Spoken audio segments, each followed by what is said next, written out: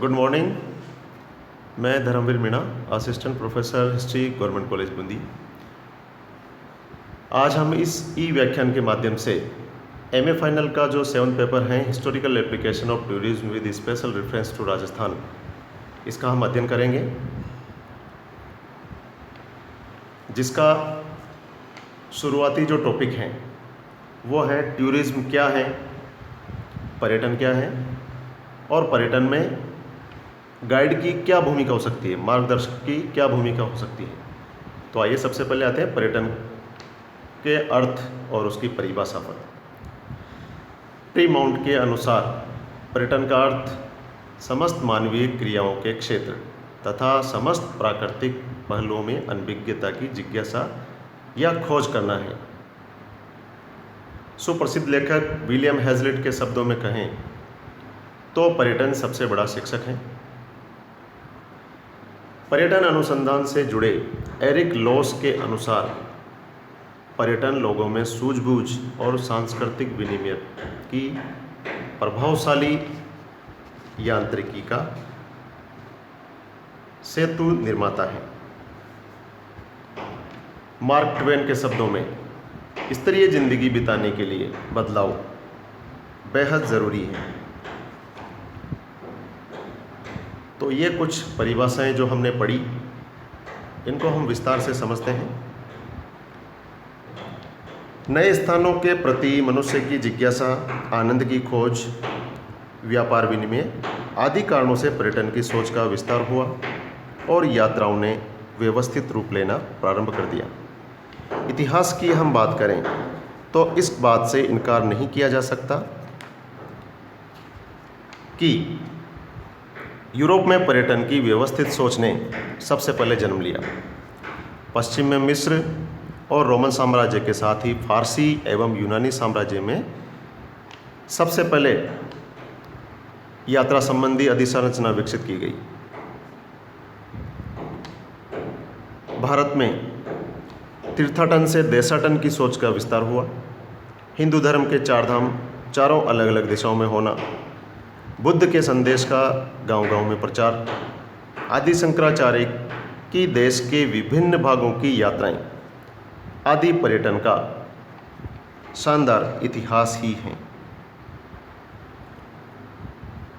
अपरिचित स्थानों, सभ्यता एवं संवर्धन को जानने, समझने एवं परखने की जिज्ञासा मनुष्य का स्वभावगत प्रवृत्ति है। इस प्रवृत्ति का ही परिणाम है पर्यटन। तीर्थ यात्रा, खोजी प्रवृत्ति, शिक्षा एवं ज्ञान प्राप्ति के लिए मनुष्य की भूख ने ही पर्यटन की सोच को विस्तार दिया।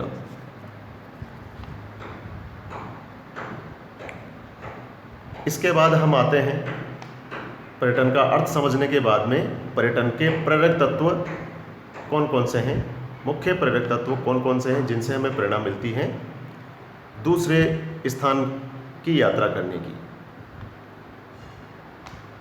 गिलबर्ट कीथ नेस्ट के अनुसार यात्री वह सब कुछ देखता है जो अनायास ही उसके समक्ष आ जाता है, जबकि एक पर्यटक वह देखता है जिसे देखने के लिए वह आया है।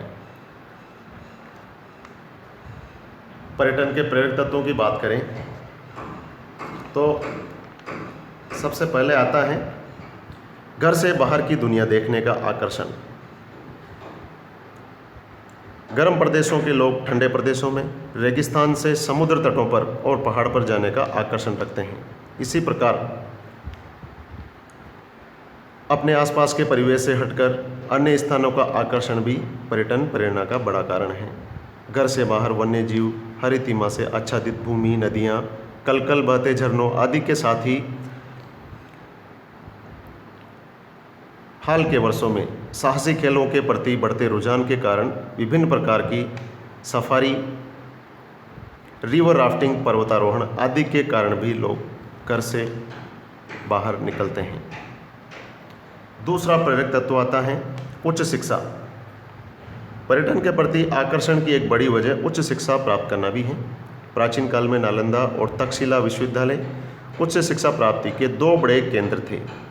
यहाँ पर विश्व भर से विद्यार्थी अध्ययन करने जाया करते थे।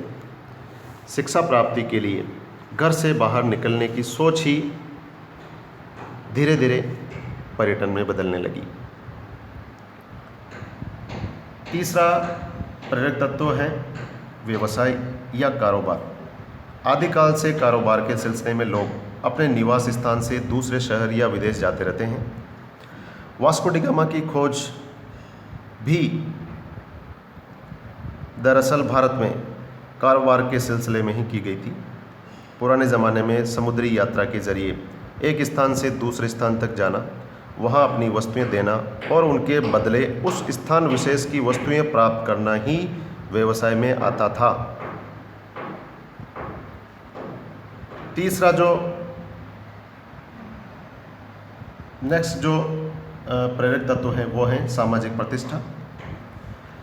पर्यटन के आकर्षण का एक बड़ा कारण सामाजिक प्रतिष्ठा भी आरंभ से ही रहा है। निवास स्थान से बाहर किसी सुप्रसिद्ध स्थान पर जाकर अवकाश बिताने, विदेश की सैर करना आदि सोशल स्टेटस का प्रतीक है। बहुत से लोग केवल इसलिए यात्रा करते हैं कि इसमें वे अपनी सामाजिक प्रतिष्ठा को जोड़े हुए हैं। हमारे देश में अगर कोई व्यक्ति विदेश यात्रा करके लौटता है तो उसे विशिष्ट रूप में देखा जाने लगता है। अपने आप को खास कहलाने की चाह भी पर्यटन की प्रेरणा का एक बड़ा कारण है। नेक्स्ट जो प्रेरक तत्व है वो है बाजार, मेला, सम्मेलन एवं प्रदर्शनी।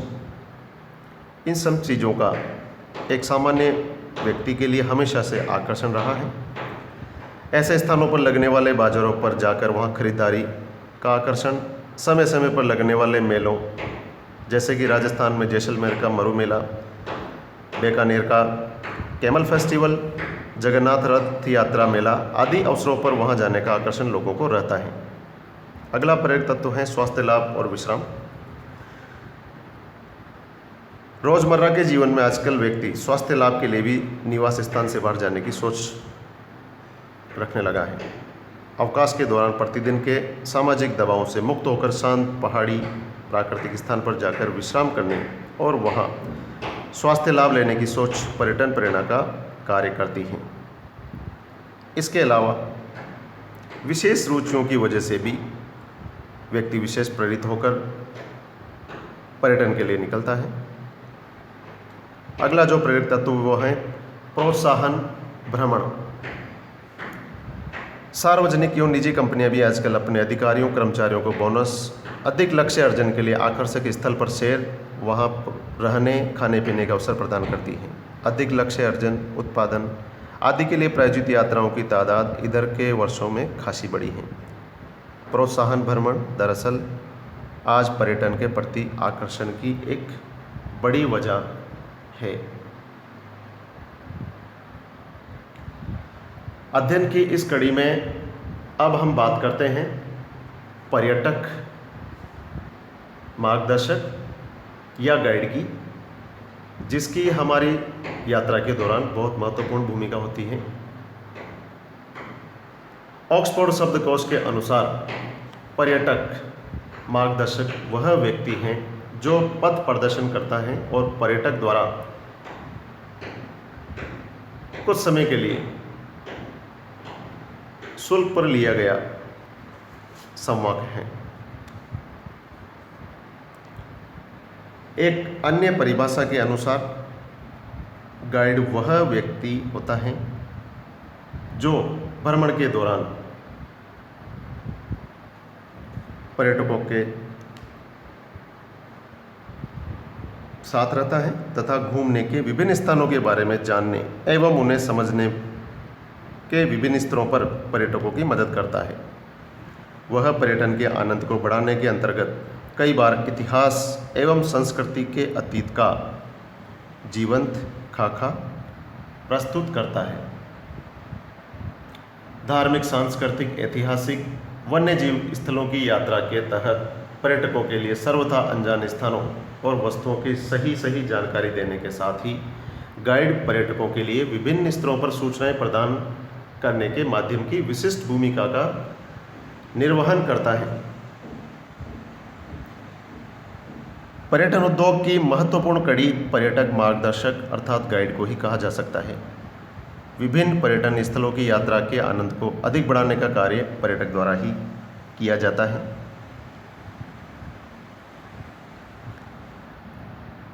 पर्यटन के दौरान पर्यटकों के साथ भ्रमण करते हुए गाइड रोचक वृत्तांतों के जरिए पर्यटन स्थल के रोमांच को दुगना कर देता है। यही नहीं, अपरिचित स्थान की भाषा से अनजान पर्यटकों को उन्हीं की भाषा में स्थान विशेष के बारे में लगभग सभी प्रकार की जानकारियां प्रदान करने का सबसे बड़ा सोर्स वहां का टूरिस्ट गाइड ही होता है।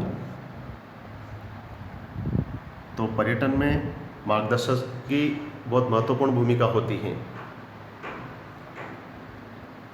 सफल गाइड के गुण क्या हो सकते हैं, क्या होने चाहिए, उसके बारे में हम बिंदुवार अध्ययन करते हैं। एक सफल गाइड सफल योजनाकार होता है। पर्यटन स्थलों की सैर कराने में पर्यटकों को आनंद की अनुभूति कराने के गुण के साथ ही सफल गाइड को एक योजनाकार भी होना चाहिए। पर्यटक गाइड को चाहिए कि वह पर्यटन के सही एवं आकर्षक स्थलों का चयन करते हुए वहां पर पर्यटन संबंधी विविधताओं को ध्यान में रखकर भ्रमण की योजनाएं बनाएं। यही नहीं, पर्यटक गाइड को संबंधित पर्यटन स्थल के विशेष क्षेत्रों के प्रवेश, वहाँ होने वाले सांस्कृतिक कार्यक्रमों के आयोजन, वहाँ उपलब्ध वस्तुओं के क्रम में लगने वाले समय आदि को ध्यान में रखकर पर्यटन योजनाएं बनानी चाहिए। यह एक सफल योजनाकार का गुण एक गाइड में होना चाहिए।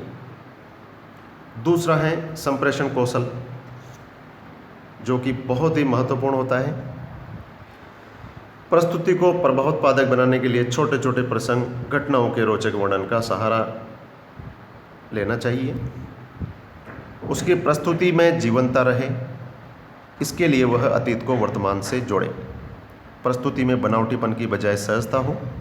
जो कुछ वह पर्यटकों को बताए उसमें स्वयं की गढ़ी बातें नहीं होनी चाहिए। स्पष्ट उच्चारण और शैली में विविधता हो। प्रस्तुति के दौरान घटना विशेष के भावों के अनुरूप भंगिमाएं रखें। पूरी लय के साथ सह संप्रेषण हो। हंसमुख व्यक्तित्व के साथ पर्यटकों को इस बात का भी एहसास गाइड कराए कि वह उनका एक गाइड ही नहीं, शुभचिंतक भी हैं और आत्मीय भी हैं।